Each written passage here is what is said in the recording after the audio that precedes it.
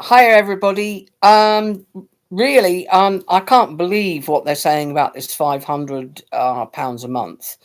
The state pension is really just over that, which means you would pay your money, in my case, on the electric keys and manage a few minutes a day of power, which is absolutely ridiculous. And we've got, winter coming.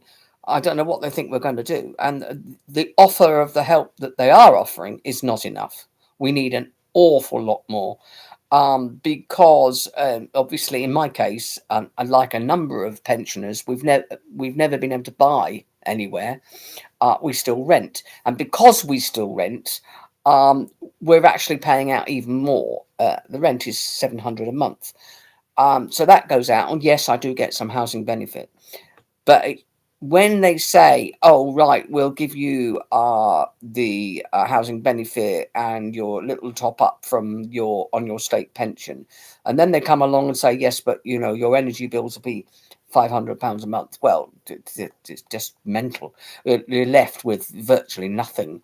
And I'm a celiac, so food banks don't normally cater for people need gluten-free food. And I don't know if you know, but gluten-free food is nearly double the price if you buy a pie or a lasagna or something like that.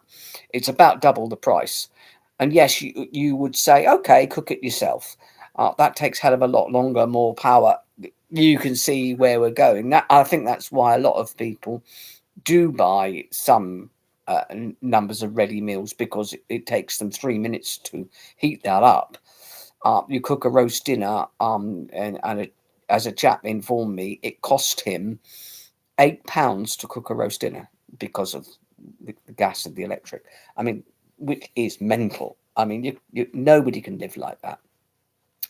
And the other thing that's happening, of course, is where they're saying that everybody who has a disability, which I also have, must come off any of the other benefits and go to PIP.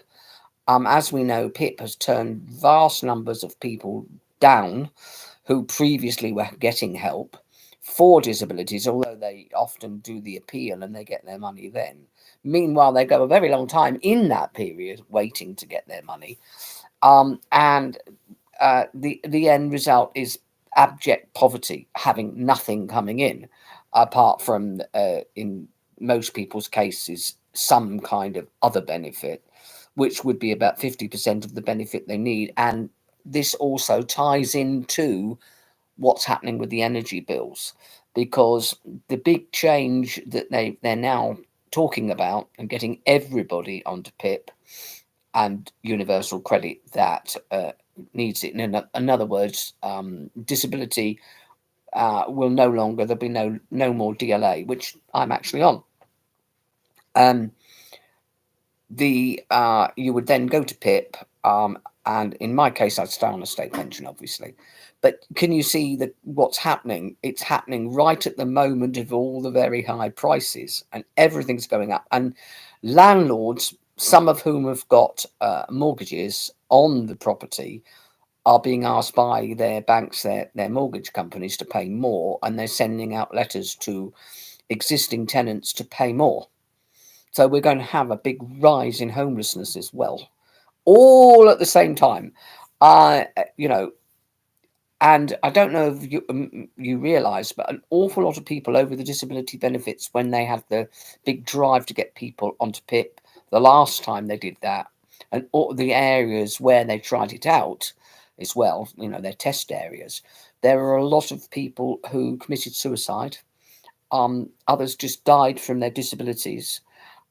People went without food, and were found dead at home. You can't go on like that. And what they've done is timed it all to come together at the wrong moment. Anyway, I wanted to say that. I also want to say don't panic, because at the moment they're saying that they're going to give us some help, but at the moment it's not enough help. It's nowhere near enough. The state pension, in particular, has to go up every month. It has to go up so we get more coming in every month, and I need about double. Uh, if you take all my bills out, um, yes, I need about double. I need about the same amount again for the bills as they are now. I don't expect them to do that. I mean, no. But putting the state pension up in line with prices, not necessarily any energy prices, but with food prices and some of the other stuff, might help. There's also another thing that's happening, the hose pipe ban, that's affecting some people. Some people are allowing flowers to die and lawns to go brown. You can cope with that. But a lot of people are growing food in their garden. I grow a lot of fruit. And a lot of people are unaware that if you're growing food, you can still carry a watering can and water your fruit and your veg.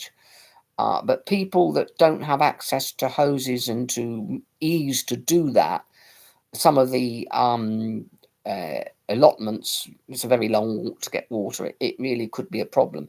And a lot of people on the allotments are deliberately growing food which they share out, quite freely. And I mean, I share my fruit.